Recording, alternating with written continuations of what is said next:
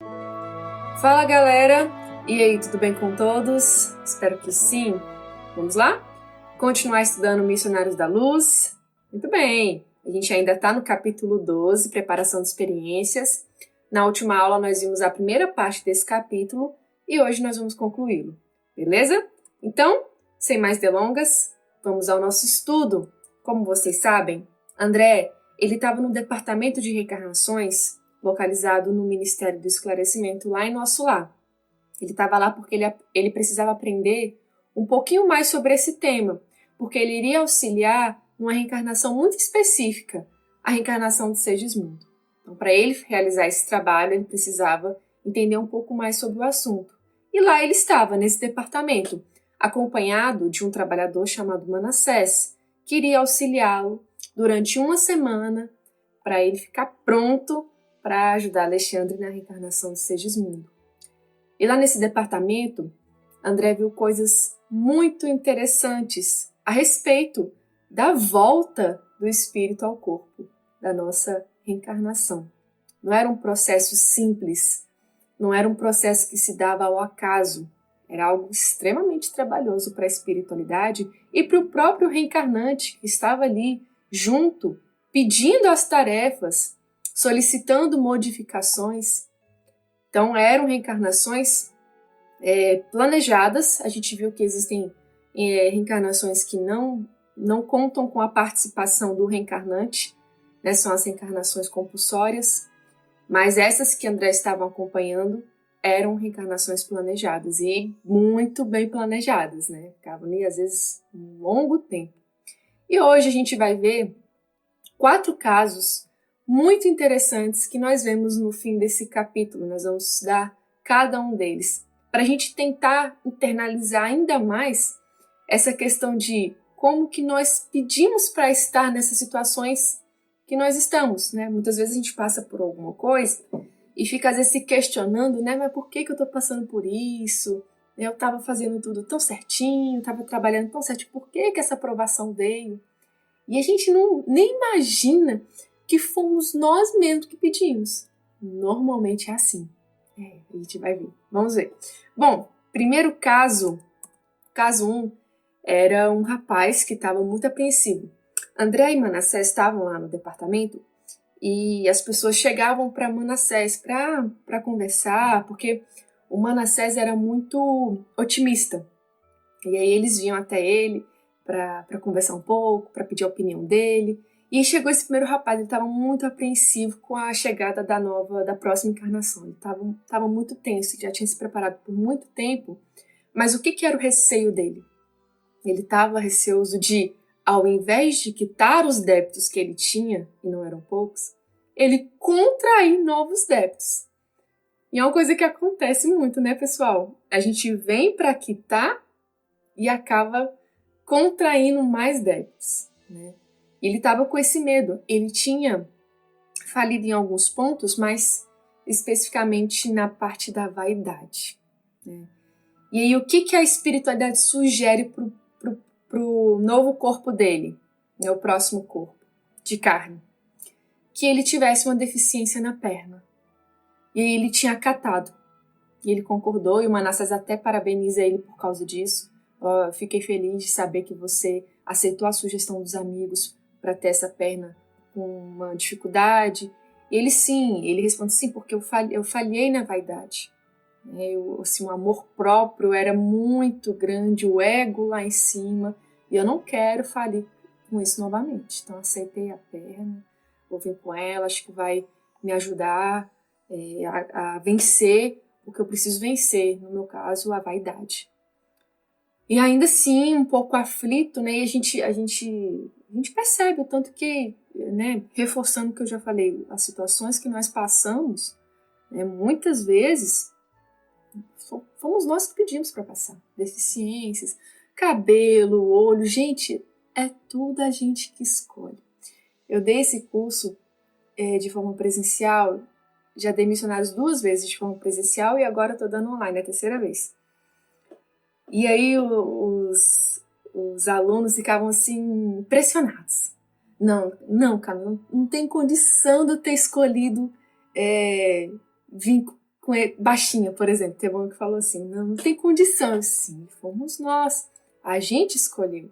Né? Não só a questão física, mas também as questões de provações que a gente passa. Né? A gente vai ver um caso, por exemplo, de um rapaz que pediu para vir com uma doença que acompanharia ele até o fim da vida. Vamos ver. Bom, então, esse primeiro rapaz, ele faliu na vaidade e viria com a perna defeituosa. E aí o Manassés fala com ele uma expressão que André acha muito interessante. Ele fala assim, ó, você vai voltar aqui como um completista. E ele ficou assim, tomara, não sei o que, e saiu. Aí André ficou pensando, completista? O que é completista? Teve até uma aula que eu falei, eu acho que umas 2 aulas atrás, que eu falei da questão do completista e falei que era lá do livro nosso lá, mas não. É desse livro aqui, eu me confundi. Aqui que a gente vê a primeira vez essa expressão completista, que é o título, vamos ver o que é. É o título que designa os raros irmãos que aproveitaram todas as possibilidades construtivas que o corpo terrestre lhes oferecia. Então é uma pessoa que, no caso desse rapaz, o organismo dele viveria 70 anos. 60 ou 70, agora não sei. Mas vamos supor, 70 anos. Então, se ele conseguisse viver os 70 anos, né, para isso ele teria que viver de uma maneira saudável, respeitando os seus limites físicos. Então, se ele conseguisse viver os 70 anos e cumprir tudo que ele tivesse que cumprir em relação às suas missões, ao seu crescimento moral, ele chegaria do lado de lá como um completista. Parece simples, não parece? Mas não é. Raros irmãos. Aqui, o título que designa os raros irmãos que aproveitaram. Gente, é difícil, porque o que acontece normalmente? Normalmente a pessoa cumpre algumas coisas que ela tem que cumprir e já contrai uns novos débitos. Eu tô com 5 débitos. Aí eu quito 2 e contraio mais 3. E aí eu saio daquela vida com 6 débitos. Ou eu tenho que meu corpo tem que viver 80 anos, mas durante a minha vida eu vou tendo uma vida tão desregulada, cheia de vícios, não sei o que, aí meu organismo só aguenta 60. 60 anos, não aguenta os 80, porque eu não cuidei do meu corpo. Então, não sou completista. Então, é raro o irmão que chega como um completista.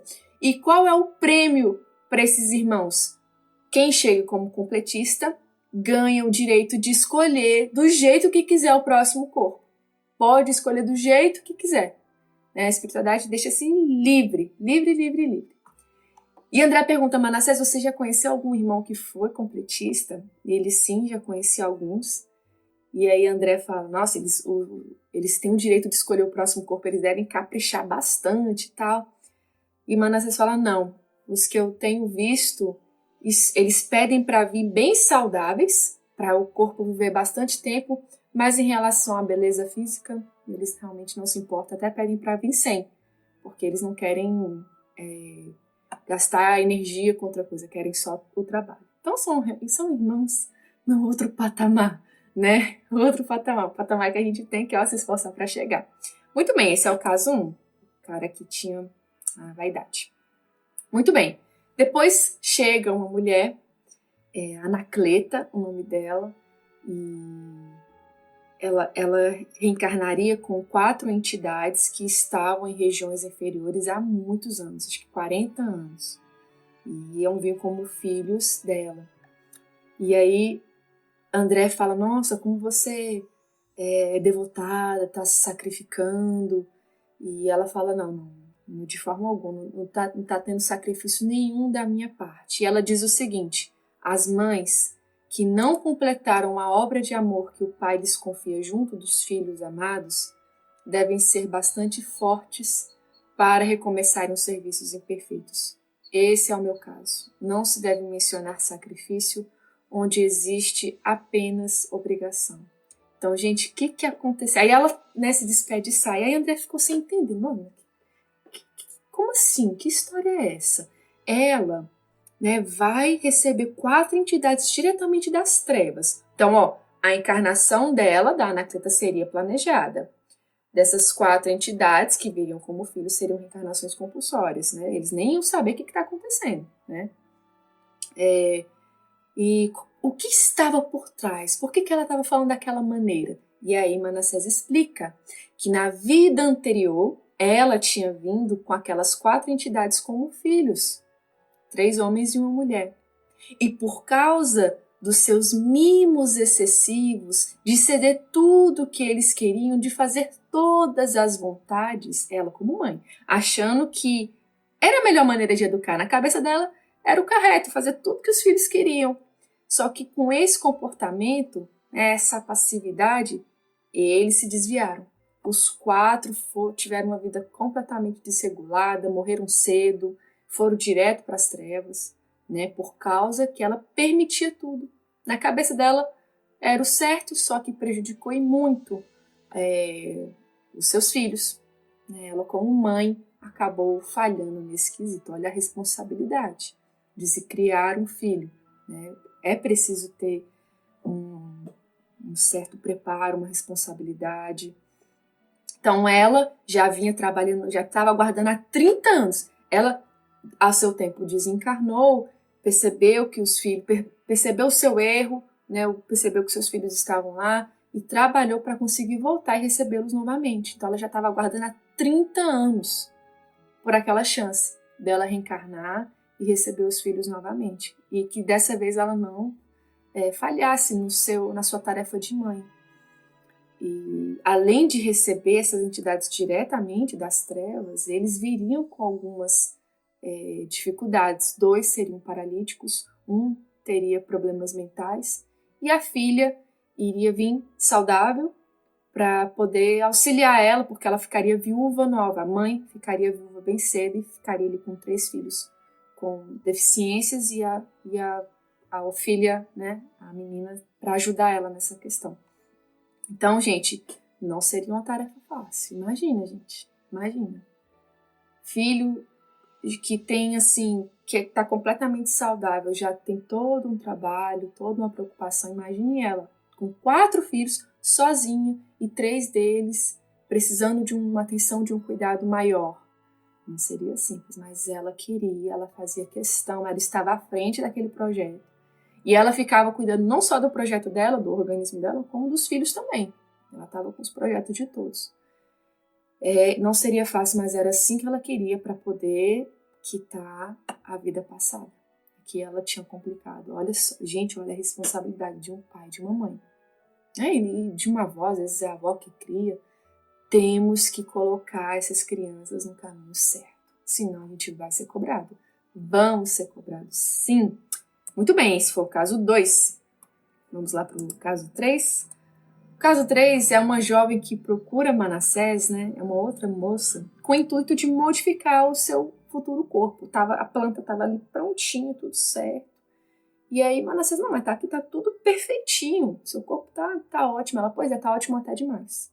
Tô achando que meu futuro corpo tá muito bonito, né? Para esses padrões aqui, né? Que a gente sabe que, né, essa questão de corpo bonito, corpo feio, né? Eu acho que todos nós temos a nossa beleza. Mas a sociedade impõe alguns padrões, né? E ela fala, eu acho que tá muito, muito bonito, eu quero algumas modificações aqui na tireoide, na paratireoide, para que meu corpo sofra algumas alterações e eu não tenha essa beleza física excessiva. Eu quero vir com um corpo mais simples, mais feio mesmo. Ela fala até dessa forma, né? Ela prefere a fealdade corpórea. Ela coloca assim, prefiro a fealdade corpórea a um corpo de Vênus. Eu não estou interessada nisso. Eu quero a redenção do meu espírito para a eternidade. E aí Manassés concorda, fala, tudo bem, se é assim que você quer, vamos modificar o seu corpo, sim. Porque o interesse dela era vencer os seus débitos, né? A gente escolhe, vou repetir, a gente escolhe esse corpinho que a gente veio para atender as nossas necessidades todas, né? Porque é assim, uma questão tão banal, né? Assim, questão de física mesmo, de bonito, feio, sendo que a nossa grande preocupação precisa ser a nossa evolução, a nossa caminhada espiritual. Porque isso aqui é carne, gente, carne que acaba, que envelhece, que morre. mas o nosso espírito imortal, né, com as conquistas morais, isso sim é a verdadeira beleza. E o último caso, para a gente encerrar a nossa aula, é quando Manassés mostra um projeto, aí já não é a pessoa que veio, Manassés mostra um projeto de um amigo dele, para o André, e ele observa que vai uma mancha escura, assim, na altura do estômago, e André vê que vai ser uma úlcera. E aí ele explica que aquela úlcera ia estourar quando ele tivesse 18 anos e iria acompanhar ele até o final. Ia ser uma dor, assim, constante. Mas o que acontecia? Há mais de 100 anos ele tinha tido esse amigo do Manassés, esse projeto que eles estão vendo. Há mais de 100 anos ele tinha matado um companheiro a facadas. Né? Tinha se tornado um assassino. E aquele irmão que foi assassinado em espírito ficou obsediando ele por muito tempo, matando ele devagarzinho. E aí ele desencarnou, ficou expurgando ali nas trevas um bom tempo, recebeu ajuda, tentou trabalhar para se melhorar, depois resgatou aquele irmão que ele tinha matado, porque ele estava numa revolta tão grande que ele não tinha conseguido receber ajuda ainda, o que tinha sido assassinado. E aí ele, o assassino, foi lá, resgatou ele, auxiliou, trabalhou demais na espiritualidade, conquistou muitos amigos, era uma pessoa assim que todo mundo admirava, mas aquela atitude, né, aquela atitude que ele tinha cometido não tinha como simplesmente esquecer. Ele precisava quitar aquele débito, né? E a gente quita os débitos, gente, sabe aonde? Aqui, na Terra. A gente não consegue quitar tudo lá. Então ele precisaria vir com alguma coisa relacionada ao que ele tinha feito. Como ele já tinha conquistado alguns méritos, né? Ele não precisaria desencarnar daquela mesma forma, assassinado a facadas, né? Não precisaria. Mas viria com aquela úlcera. E se ele tivesse uma existência sem reclamações a respeito daquela úlcera, né, aceitando com devotamento a sua situação, ele iria se libertar e não precisaria mais, né, pagar por aquele crime do passado. Se ao contrário, ele se revoltasse, né, e ficasse reclamando e culpando Deus, aí ele ia contrair mais um débito, que teria que na próxima voltar novamente, às vezes uma condição até mais complicada. Então, gente, nada fica impune. Podem se passar anos, centenas, milhares de anos. Uma hora a gente precisa ficar quite com a justiça divina. O que a gente plantou, a gente tem que colher. O próprio André, isso, Lísias fala com ele lá em Nosso Lar, e fala, olha, que André abusou muito do corpo, né? Ele teve câncer, ele ingeria muito álcool, ele tinha uma alimentação desregulada, ele tinha a sífilis, né, de relacionamentos extraconjugais. Então, ele maltratou muito o corpo dele. E Elises fala, olha, você vai se tornar um dos melhores trabalhadores de Nosso Lar, não tenho dúvida. Você vai ter muito merecimento, vai crescer moralmente, mas esse débito em relação ao seu corpo, você vai ter que pagar lá na Terra, não vai ter como escapar. Podem se passar anos e anos. Quando precisar voltar, a gente vai ter que quitar esse débito. Então não tem como escapar. Era o caso desse amigo de Manassés, ele viria com a úlcera. Por conta dos seus méritos, seria uma úlcera, não seria um assassinato, um espetáculo sangrento, como diz Manassés. Então é isso, pessoal. Essa foi a nossa aula, casos muito interessantes. E na próxima aula a gente já vai entrar direto na reencarnação do Segismundo. Beleza? Muito bem. Até a próxima, se Deus quiser.